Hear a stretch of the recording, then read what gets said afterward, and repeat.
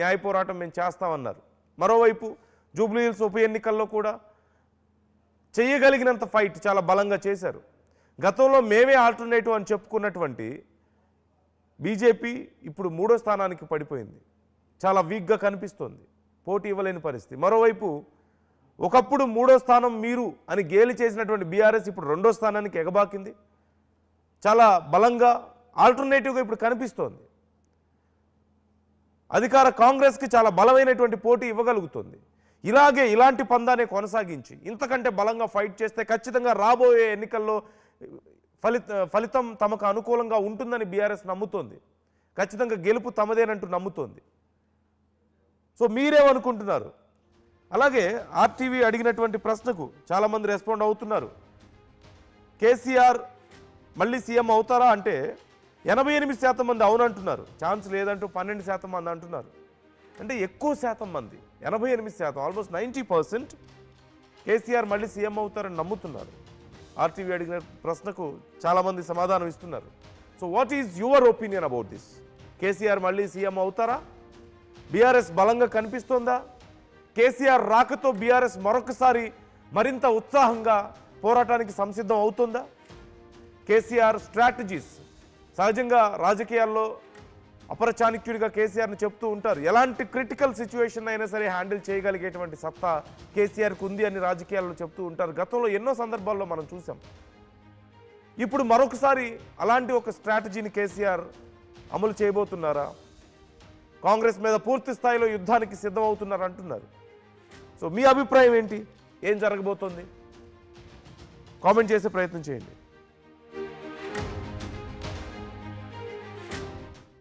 గులాబీ బాస్ తిరిగి క్యాడర్ని సమాయత్తం చేయబోతున్నారా?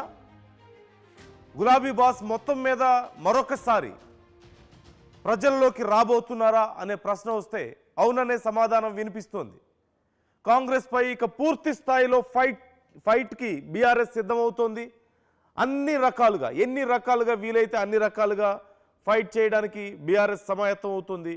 గులాబీ బాసే స్వయంగా ఇప్పుడు క్యాడర్ని గైడ్ చేయబోతున్నట్లుగా తెలుస్తోంది. చాలా రోజుల తర్వాత కేసీఆర్ మరొకసారి బయటకు వచ్చారు. మీరు స్క్రీన్లో చూస్తున్నటువంటి ఆ వీడియో ఇప్పుడు కొత్తగా కేసీఆర్ ఫామ్ హౌస్ నుంచి బయటికి వచ్చి తెలంగాణ భవన్కు చేరుకున్నప్పటి వీడియోని మీరు చూస్తున్నారు. ఆయన కొంత వీక్గా కనిపిస్తున్నారు గతంతో పోలిస్తే.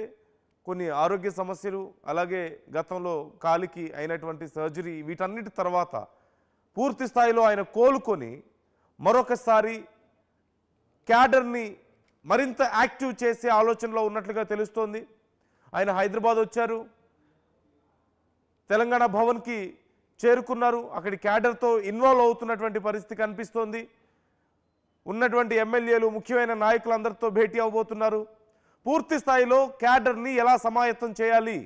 కాంగ్రెస్పై కేసీఆర్ ఇప్పటికే మాస్టర్ ప్లాన్ రెడీ చేస్తున్నారట. కాంగ్రెస్ వైఫల్యాలను ప్రజల్లోకి తీసుకెళ్లేలా కేడర్ను దిశానిర్దేశం చేయబోతున్నారు. తెలంగాణ సాగునీటి కోసం మరొక జల సాధన ఉద్యమానికి ప్లాన్ చేస్తున్నారట. పంచాయతీ ఎన్నికల జోష్తో ఇక జనంలోకి మాజీ సీఎం రాబోతున్నారంటూ తెలుస్తోంది. దాదాపు 10 నెలల తర్వాత తెలంగాణ భవన్ను కేసీఆర్ విజిట్ చేశారు. క్షేత్రస్థాయిలో ప్రజా పోరాటానికి కేసీఆర్ సిద్ధమయ్యారు. నీటి దోపిడీపై రాష్ట్ర వ్యాప్తంగా 3 బహిరంగ సభలకు కేసీఆర్ ప్లాన్ చేస్తున్నట్లుగా తెలుస్తోంది. రంగారెడ్డి, మహబూబ్ నగర్, హైదరాబాదుల్లో సభలు ఏర్పాటు చేయబోతున్నారు అంటూ సమాచారం అందుతోంది. మనందరికీ తెలిసిందే, జూబ్లీహిల్స్ ఉప ఎన్నికల్లోనూ మరోవైపు సర్పంచ్ ఎన్నికల్లోనూ కాంగ్రెస్ విజయం సాధించింది. జూబ్లీహిల్స్ ఉప ఎన్నికల్లో కాంగ్రెస్ ఘన విజయం సాధించింది, కానీ బీఆర్ఎస్ గట్టి పోటీ ఇచ్చింది. మరోవైపు సర్పంచ్ ఎన్నికల్లో కాంగ్రెస్ ఎక్కువ స్థానాలు సాధించింది. 7,010 స్థానాలు కాంగ్రెస్ సాధించింది. మరోవైపు 3,000కు పైగా స్థానాలను బీఆర్ఎస్ సాధించింది. కానీ ఎక్కువ స్థానాలను కాంగ్రెస్ సాధించినప్పటికీ, మెజారిటీ కాంగ్రెస్కే ఎక్కువ ఉన్నప్పటికీ బీఆర్ఎస్ ఒక బలమైన పోటీ ఇవ్వగలిగింది. సహజంగా పంచాయతీ ఎన్నికల్లో ఏ పార్టీ అధికారంలో ఉంటే ఆ పార్టీకి ఎక్కువగా ఏకగ్రీవాలు జరుగుతూ ఉంటాయి. లేదంటే ఆ పార్టీనే ఆల్మోస్ట్ మెజారిటీ సీట్లు సాధిస్తుంది. 80 నుంచి 90% సీట్లు కూడా సాధించే అవకాశం సహజంగా మనం చూస్తూ ఉంటాం, ముఖ్యంగా పంచాయతీ ఎన్నికల్లో. కానీ బీఆర్ఎస్ ఒక బలమైన పోటీ ఇవ్వగలిగింది. కాంగ్రెస్ ఒక 60% స్థానాల వరకు సాధించగలిగితే 30% స్థానాలను బీఆర్ఎస్ సాధించగలిగింది. సో బీఆర్ఎస్ ఒక బలమైన పోటీని ఇవ్వడంలో తమ శక్తిని, తమ క్యాడర్ని నిలబెట్టుకోవడంలో సక్సెస్ అయింది.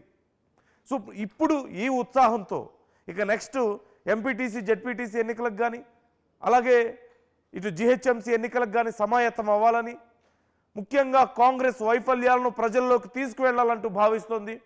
ఈ నేపథ్యంలోనే ఇక కేసీఆర్ కూడా బయటకు వచ్చారు. సుమారుగా 10 నెలల తర్వాత మరొక్కసారి బయట కనిపించారు. మీరు ఇప్పుడు స్క్రీన్లో చూస్తుంది అదే వీడియో. ఆయన తెలంగాణ భవన్కు రీచ్ అయినటువంటి వీడియో అది. కొంత వీక్గా కనిపిస్తున్నారు గతంతో పోలిస్తే. ఒకప్పుడు ఆయన చాలా యాక్టివ్గా ఉండేవాళ్ళు, చాలా ఫెరోషియస్గా మాట్లాడేవాళ్ళు. మనందరికీ తెలిసిందే ఎన్నికల సమయంలో అప్పటికే ఆయన హెల్త్ బాగోకపోవడం, ఎన్నికల తర్వాత ఆయన కాలికి సర్జరీ అవ్వడం, సుదీర్ఘకాలం పాటు ఆయన రెస్ట్లో ఉండడం, జూబ్లీహిల్స్ ఉప ఎన్నికల్లో ఆయన వస్తారని, ఆయన ప్రచారం చేస్తారని ఆ సమయంలో క్యాడర్ కూడా నమ్మింది, క్యాడర్ కోరారు. కానీ ఆయన రాలేకపోయారు. మొత్తం మీద ఆయన పూర్తి స్థాయిలో కోలుకున్న తర్వాత ఇక కొత్త శక్తిని కూడగట్టుకొని తమ పార్టీ క్యాడర్కి మరింత ఉత్తేజానికి ఇవ్వడానికి కేసీఆర్ బయటకు వస్తున్నట్లుగా తెలుస్తోంది. ఇప్పటికే ప్రాపర్ ప్లాన్ని కూడా అమలు చేస్తున్నారు. ఈ అంశానికి సంబంధించి డీటెయిల్స్ తెలుసుకుందాం. మధు జాయిన్ అవుతున్నారు. మధు, బీఆర్ఎస్ స్ట్రాటజీ ఏంటి? ఏం చేయబోతుంది? జూబ్లీహిల్స్ ఉప ఎన్నికల్లో కానీ, పంచాయతీ ఎన్నికల్లో కానీ ఓడిపోయినప్పటికీ బలాన్ని అయితే నిలబెట్టుకోగలిగింది. మేము పోటీలో ఉన్నాం, వీఆర్ నెక్స్ట్ అని చెప్పుకోగలిగింది కాంగ్రెస్ తర్వాత. సో ఇప్పుడు కాంగ్రెస్ను బీట్ చేసే ప్లాన్ని రెడీ చేస్తున్నారంటూ తెలుస్తోంది.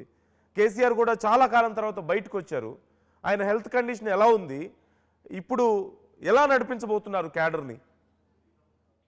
ఎగ్జాక్ట్లీ నిన్న హైదరాబాద్ చేరుకున్నారు. నందినగర్ నివాసానికి సాయంత్రమే రీచ్ అయ్యారు. ఆ విజువల్స్ మనం చూస్తా ఉన్నాం. నందినగర్ నివాసంలో కుటుంబంతో సహా వచ్చారు.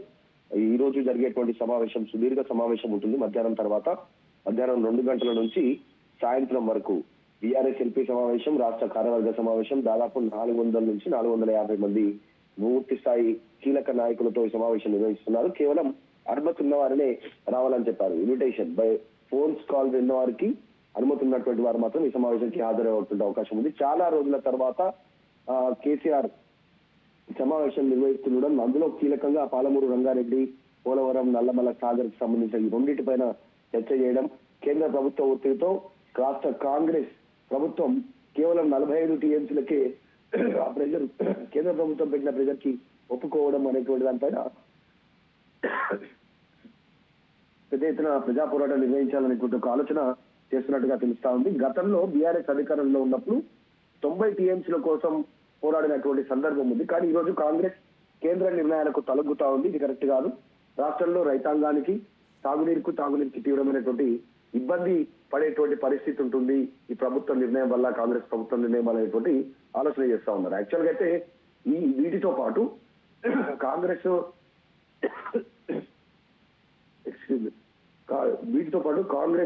ఇంకా కొన్ని కీలకమైనటువంటి హామీలు ఇచ్చి ప్రజలను ఇంతవరకు వాటిని నెరవేర్చలేనటువంటి పరిస్థితి ప్రజలకు.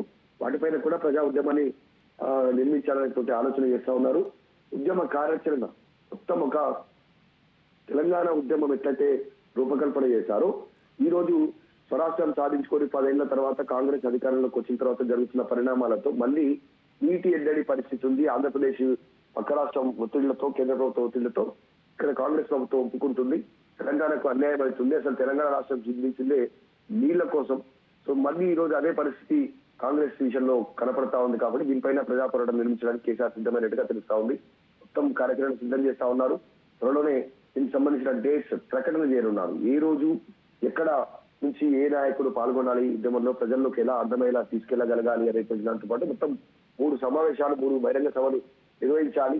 అందులో డైరెక్ట్ గా కేసీఆర్ పాల్గొని ప్రసంగించాలి అనేటువంటి ఆలోచన చేస్తున్నారు. ఒకటి రంగారెడ్డి, హైదరాబాద్ లో, మహబూబ్ నగర్ లో ఈ సభలు ఏర్పాటు చేయాలనేటువంటి ఆలోచన ప్రస్తుతానికి చేస్తున్నట్టుగా తెలుస్తాం. సో కేసీఆర్ చాలా రోజుల తర్వాత బయటికి రావడం, గతంలో ఆయన బోన్ రీప్లేస్మెంట్ తర్వాత, హిట్ బోన్ రీప్లేస్మెంట్ తర్వాత రెస్ట్ తీసుకున్నారు. కాస్త మధ్యలో మళ్ళీ ఆరోగ్య సమస్యలు వచ్చాయి. ఆయన కేవలం గజ్వేల్లోనే పరిమితం అయిపోయినటువంటి పరిస్థితి. వచ్చిన నాయకులను కలిసారు. ఆయన బయట ఎక్కడ బహిరంగ సభల్లో కానీ, సమావేశాల్లో కానీ, మీడియా సమావేశాల ద్వారా కానీ రీచ్ అయ్యే పరిస్థితి కనిపించలేదు. త్వరలోనే అసెంబ్లీ సమావేశాలు ప్రారంభం కానున్నాయి, శీతాకాల అసెంబ్లీ సమావేశాలు. సో ఈ నేపథ్యంలోనే కేసీఆర్ ఈ చర్య తీసుకోవడంతో అసెంబ్లీలో కూడా దీనిపైనే హాట్ గా చర్చ చేసేటువంటి అవకాశం ఉంది. ఒకవైపు హరీష్ రావు, మరొక వైపు కేటీఆర్ వీటిపైన ఫోకస్ చేసే అవకాశం ఉంది. త్వరలోనే ఒక కీలకమైనటువంటి డేట్స్ ఈ సభలకు, తర్వాత దీనికి సంబంధించిన కార్యక్రమానికి సంబంధించిన డేట్స్ అనౌన్స్మెంట్ చేసే అవకాశం కనిపిస్తా ఉంది. దాంతో పాటు కేసీఆర్ ఈ రోజు ఏం మాట్లాడనున్నారు ఈ సమావేశం తర్వాత, మీడియా సమావేశంలో అనేటువంటి ఒక ఉత్కంఠ కూడా ఉంది. ఈ ప్రభుత్వ వైఫల్యాలతో పాటు నీటి సమస్యతో పాటు పార్టీలో అంతర్గత సమస్యలు, కవిత చేసినటువంటి విమర్శల వల్ల జరుగుతున్నటువంటి నష్టం కానీ, ఇంకా ఇతరత్ర సమస్యలు, వీటన్నిటిపైన కేసీఆర్ రెస్పాండ్ అవుతారనేటువంటి చర్చ అయితే కొనసాగుతుంది. Right. Thank you Madhu, thanks for the details. మొత్తం మీద కేసీఆర్ ఏం మాట్లాడబోతున్నారు, మీడియాకి ఏం చెప్పబోతున్నారు, క్యాడర్కి ఏం చెప్పబోతున్నారు అనే ఉత్కంఠ అయితే నెలకొంది. క్లియర్గా కాంగ్రెస్ ప్రభుత్వం మీద ఇక పోరాటానికి బీఆర్ఎస్ సిద్ధం అవుతోంది. సుదీర్ఘ కాలం తర్వాత కేసీఆర్ బయటకు వచ్చారు, మళ్ళీ మరింత ఆరోగ్యంగా కనపడుతున్నారు, యాక్టివ్గా కనిపిస్తున్నారు.